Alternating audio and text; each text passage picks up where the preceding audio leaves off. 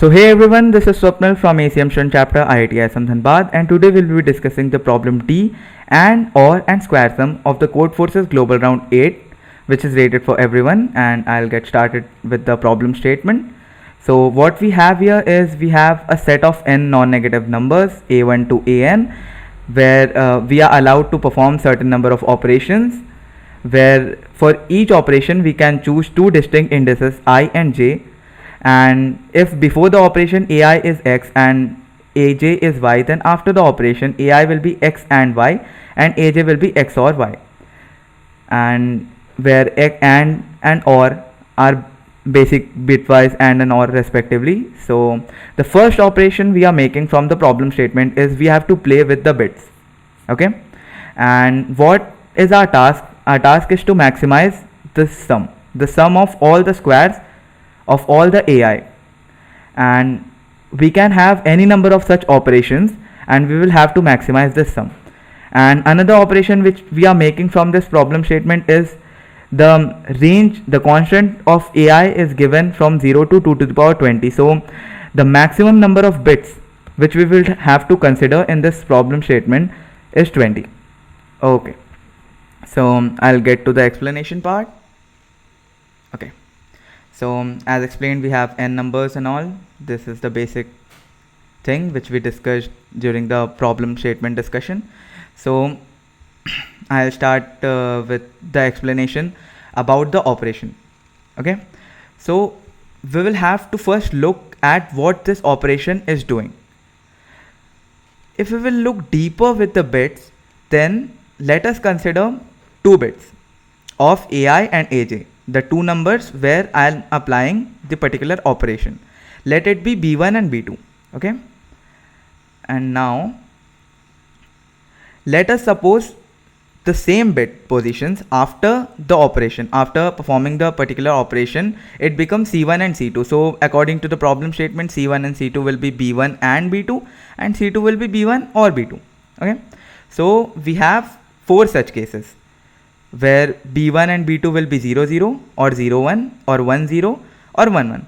So it is a very easy observation over this is that when b1 is 0 and b2 is 0, my arrangement of those bits is not changing, and it is neither changing with when b1 is 1 and b2 is 1, and it is also not changing when b1 is 0 and b2 is 1. But when b1 is 1 and b2 is 0, then the arrangement of the bits are changing and it is becoming 0 and 1. Okay, so after a careful observation with the bits in a particular operation, what is happening here? If we are choosing a set of bits where b1 is 0 and b2 is 1, then after the operation my bit is getting shifted. Where b1 is 1 and b2 is 0, then after that particular operation my bit is getting shifted to higher bit positions. So it is becoming like this. Okay, so the funda over here is, if we will carefully observe two numbers, then if I operate on a and b, then I can easily take them in such a way so that the set bit of lower bit of a, if the binary arrangement of a is something like this, let us suppose 0 0 1 0 1 0 1, something like this, then and the same for b is something. So what basically after the operation is going on is, if we suppose that we are dealing with this particular position, and for this particular position, the particular position in b, if it will be 0, then after the operation this is becoming 0 and this is becoming 1. Okay, so it is getting shifted. So I'll explain the funda with an example so that you will be really clear with this, like how we are applying the greedy approach over here. So I have written the binary representation of 1 3 and 5 over here. Okay, so the bit position at 0 of 135 is 0, 1, and this row is representing that particular number, and this one is representing 3, and this one is representing 5, and here we have 0, and here we have 1. Okay, so the initial arrangement is like this only, where these are the bit positions and these are the particular numbers. So initial sum is 1 plus 9 plus 25. Okay, now after a particular operation, let us take 3 and 5 for the operation. 0 and 1, it will not change. We can see from here 0 and 1, the arrangement will be 0 and 1 only. 1 and 0, 1 and 1 will also not change. For 1 and 0 at a particular bit 1, this arrangement is getting changed, and that particular 1 is shifting to a higher bit position or a higher bit index, and after shifting that particular set bit to a higher position, I am basically increasing the value of that particular number, because if my set bit from a lower bit position is getting shifted to a higher bit position, then obviously the number formed by the bit representation of the higher number will be greater than the lower number. So here it will become 1. So the basic idea here is, if I am having a set bit over I over here and j is not set, so if I will switch this to 0 and I switch this to 1, then obviously this arrangement would give me some better count or a better number over this arrangement, because the higher the bit index, the higher we are getting the power of 2's. You're getting it, right? So for this particular arrangement, after doing the operation, my sum will become 1 plus 1 plus 49, which is greater than the initial arrangement.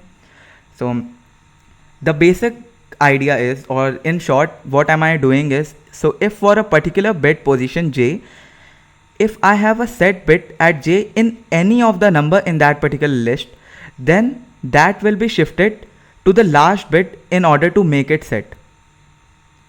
So if I am having a set bit at position j, if I am having a set bit at j for any of the numbers, at least one number, then I will shift that particular set bit to the last, to the end, to the last index, so that the number will be increased, or the value will be increased, so that we will have a higher sum, which is summation of ai into ai, the square sum.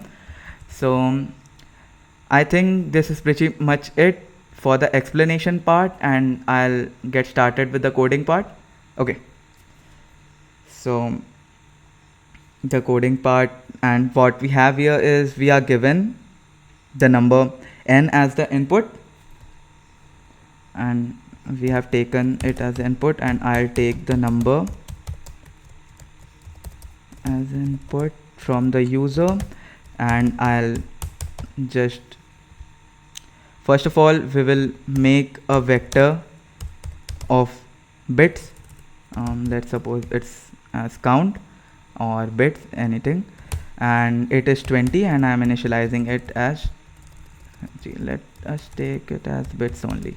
Okay, and this is representing the bit index, which is 0, 1 up to 20. Okay, and it is initialized as 0, and I'll just traverse through this particular bits, and they are from 0 to 19, j++, and if I am having a set bit at the jth position for my number x, then I'll increment the value at particular index j.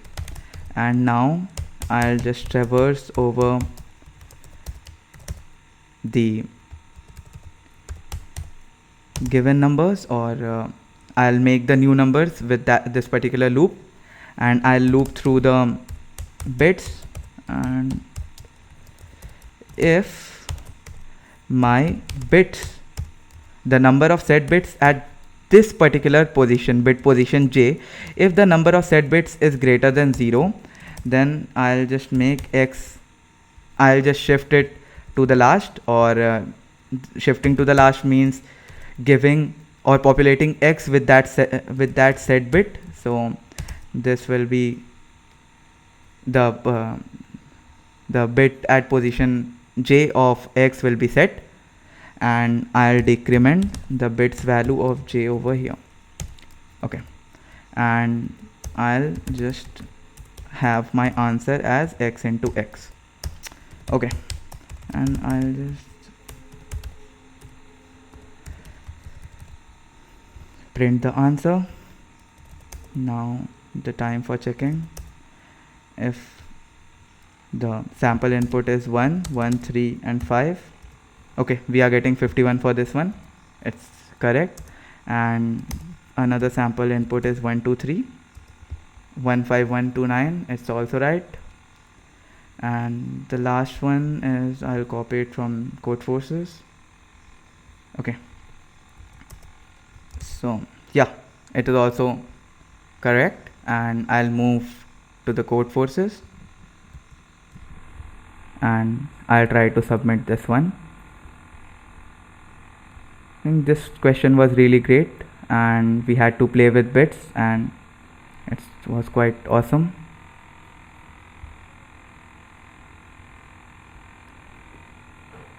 And the greedy approach was also there, so it was quite something to be learned about.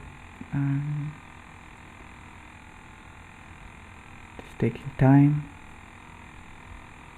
Okay, we got an AC. Thank you for watching this video. Please like, subscribe and share with your friends, and happy coding. Okay, bye bye.